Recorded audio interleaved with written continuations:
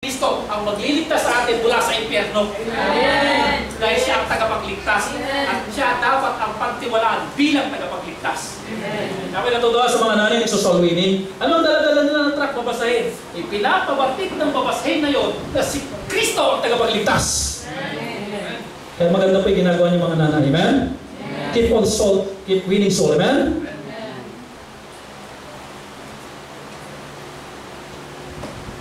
Receive the insight. Sige, tanggapin mo na yung solve na problema mo ngayon. Pangarap mo, bibigay ko na. Wala, paganda naman ito ako.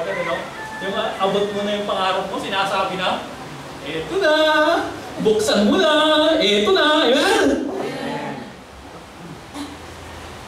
Verse 42. Verse 43. And what an angel did. Wow, amen? He received his sight, his 20/20 vision. Kapag ang Diyos nagbigay, siyempre yung best, amen? Every good and perfect gift is from above. Hindi yung, ayan, kaya lang may grado yan, 150, kailangan pa magpasalamin. No, amen? After na ma-receive niya yung kanyang pangarap, anong ginawa niya? He followed Christ. Take note, church. Pag natanggap mo na yung pangarap mo, meron akong babala. At madalas ito yung nangyayari. Ang pangarap nakakalimot pag nasa iyo na. Pag nasa iyo na ang tagumpay, nakakalunod ang tagumpay. Pag nasa iyo na ang minimithi mo, nakakalunod yung minimithi natin kuminsan. Mag-iingat tayo. Gayahin pa rin natin itong ginawa ng blind man. I-follow. Lalo pang nag-pursue, i-follow Christ. Hindi po ba yung sinasabi ko pag nasa akin na yung pangarap? Pag sinagot ka na ng babae, pag sinabing, will you marry me? Yes. Pag nasa atin yung mga bagay na minimithi natin kuminsan, ito pa nakakalungkot. Yung matanggap yung minimithi, gumawa na kasalanan ng panalo. Sa halip na magpuri at sumunod sa Diyos, dahil natanggap na, babay na. Nasa akin eh. Nasa akin na. Pero kahit nasa iyan at nilayuan mo naman Diyos, lugi ka pa rin. Are you listening? Kahit nasa iyan at nilayuan mo naman ng Diyos, lugi ka pa rin. Wala sa iyo ang Diyos.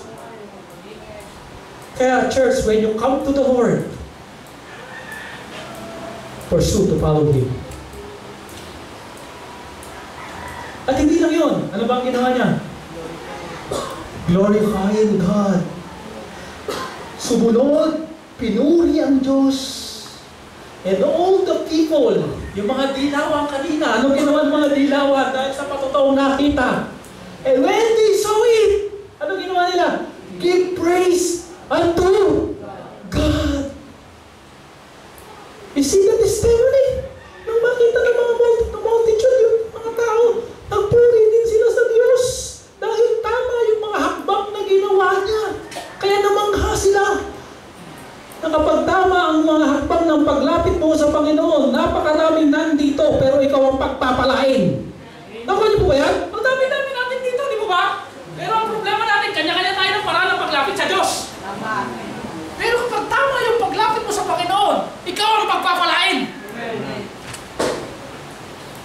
Hindi lahat ng tao na nandoon, nakasama ni Jesus Christ, nakatanggap ng ganitong himala. Siya lang na tama ang kanyang paglapit. At hindi lang yung paglapit niya, pati nung matanggap niya, yung inalalapit niya, tama pa rin yung kanyang ginawa. Yes.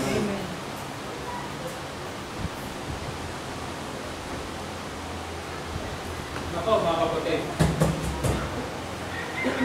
Panginoon, ibigay mo lamang po itong hinihiling namin. Maglilikod na po talaga kami ng buhay sa inyo.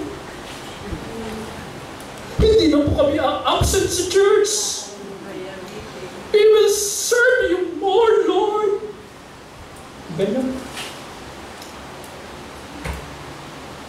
But after nung matanggap, nasa na ang iyong pangako. Nilipad ng hangin.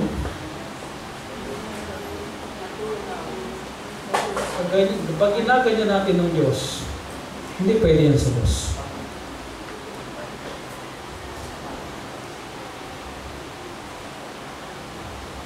Because He's God. Amen. Amen. Siya, promise keeper ang Diyos. Pag ipinangako niyo, gagawin niyo yun. Amen. Buti pa huwag na mangako na walang hanapin sa iyong Diyos.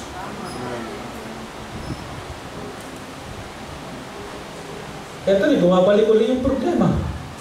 Hindi natuto eh. Di na natuto.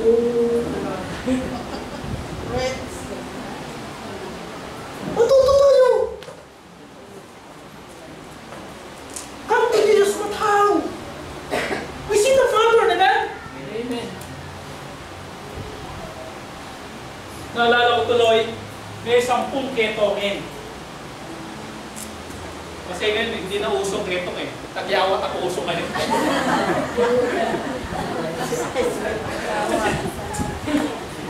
May 10 ketongin. Pinagaling lahat to ng Panginoon. 10 ha? Pero ilan ang bumalik? Brother Lester? Isa lang. Totoo yan? Yes! Kaya nirecognize ng Diyos yung isa eh. Di ba 10 kayo? Tinatawag ng Panginoon eh. 10 kayo nakareceive ng pagbabalak, ng kagalingan. Nasaan yung iba? Isa lang po ang bumalik. How many percent yung wala? 90%! 90%. Grabe siya. Huwag pong ganoon. Amen? Amen. Abay, nasampo lang ka na ng Diyos na tanggap mo na yung pangarap mo. E di dapat lalo kang mag-umigay, amen? Amen. Dahil hindi lang yun ang pwede gawin ng Diyos. Amen. Marami pa. Tapos titigil ka na. Eh, balik ka lang muli sa number 1. Lapit ng lapit. Pursue. Come to Jesus and pursue to follow Him. Amen? Amen. Huwag kang titigil. Huwag kang manglulupay-pay. Huwag kang mapapagod. Dapat alive, alert, awake, and enthusiastic. And followed Him. Hindi niya na kailangan yun ng taga-akay. Bakit po? Nakakakita na siya eh. Kung ano ang direksyon ng puntahan ng Panginoon, pupuntahan na niya. Kung isang mga kapatid, kapag may unresolved problem tayo, Malangwang lahat sa atin. Hindi natin alam ang gagawin. Pero pag binigyan ng liwanag ng Diyos yung mga unresolved problem natin, nagiging maliwanag ang lahat. di ba ba nangyayari sa atin yan? Yung biglang papayang pa ang isip natin at mga mata natin. At naging klaro sa atin ang lahat. At pag naging klaro ng lahat, talo tayo sumunod. And when they say it, they saw it. I'm sorry. Give praise unto God. You become a good testimony to others.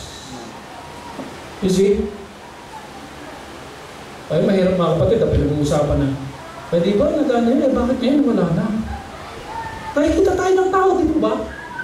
Yung mga move natin, nakikita tayo ba ng tao? Yes! Di ba pinagaling ni Jesus Christ yan? Pinakita yung mata? Eh bakit ngayon na hindi nagsisimba? Nakuha mo ba? Amen. When they saw it, tinitignan tayo ng tao, amen? At yung mga tao na nakakita, wala kang pwede nang makita eh. Lalo kang naglingkod o nawala ka? At alin doon na ikukwento nila pag nakita nila? Yung nawala ka o yung naglingkod ka?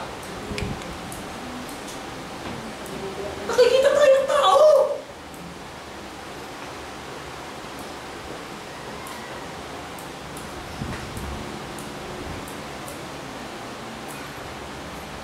Church, do we love God? Amen, church?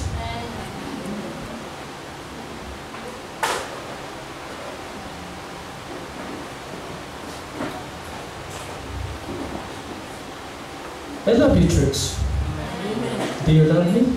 Amen. And God loves you. Amen.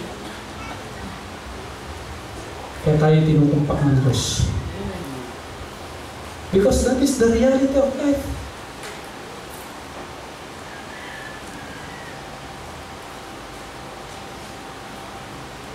When you come to Jesus, tandaan po natin yung paglapit ng ginawa na ito ng blood niya. Nothing impossible with God. Kaya ng Diyos. But how? Paano tayo lumalapit sa Kanya?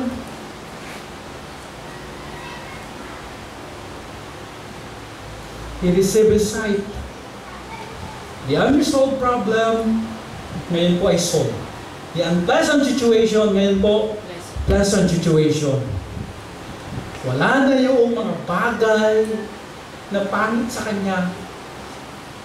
Nakapansanan niya, wala na. Malinaw na sa Kanya ang Panginoon. Then he followed Christ.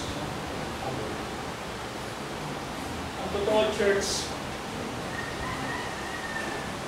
mas masarap, mas masaya na sumusunod sa Panginoon. Amen. Amen? Isang araw, sabihin ng mga tao, parehas lang naman, pastor, nagsiserve sa Panginoon, hindi nagsiserve sa Panginoon, parehas lang naman, parehas namang buhay. Wala naman na yatang nakikita ang pagkakaiba. Hindi po ito totoo. Pagdating natin sa langit, lalong-lalo na makikita natin ang pagkakaiba. Hindi naglingkod, na-miss nila yung reward. Napalo pa, nagka-problema pang lalo, walang faith, puro fear, puro worries. Pero yung naglingkod, bubugang faith, malaki ang pagsubok, because of his faith, nothing impossible with God. Saan tayo? Dito sa naglilingkod. Dahil sa buhay na ito, hindi mawawala yung tinatawag na problema.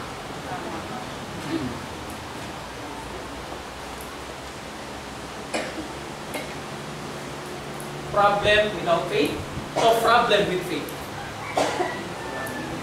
Problem with faith. Nakakanta mo na tuloy na God is able dahil totoo yun sa sarili mo. Nasasabi mo na lang nothing impossible with God kasi naranasan mo na nothing impossible with God.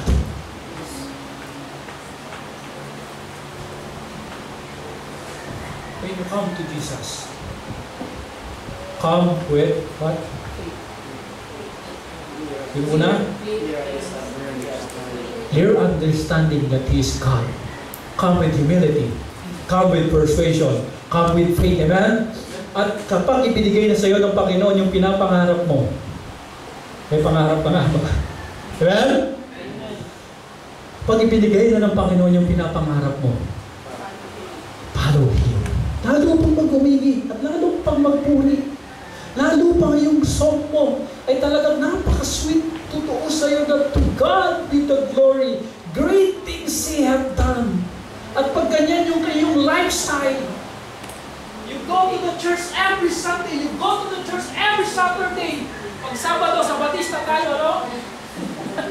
Pag nakita yan ng mga tao, maniniwala sila na si Kristo talaga yung pinupunta natin dito.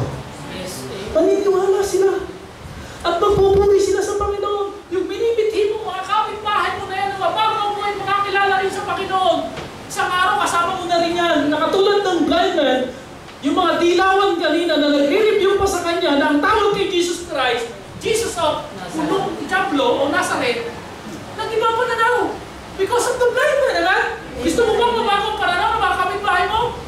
Pakita mo yung patotoo na naglilingkod ka sa Diyos at sumusunod ka sa Diyos. Amen. Amen? Amen. Hindi yung kapag weekdays na nakikita sa'yo, alak! Pag dumating si Pastor, hiya ka!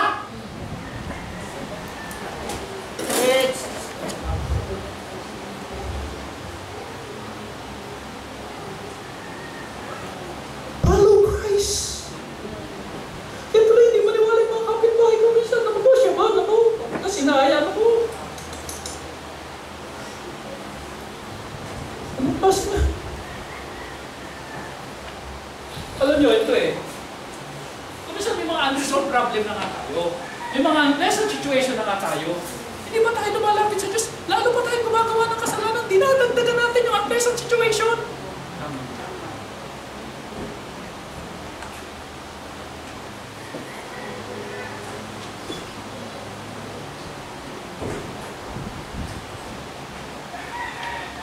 When you come to the Lord, take note, no single sin that God leave unpunished.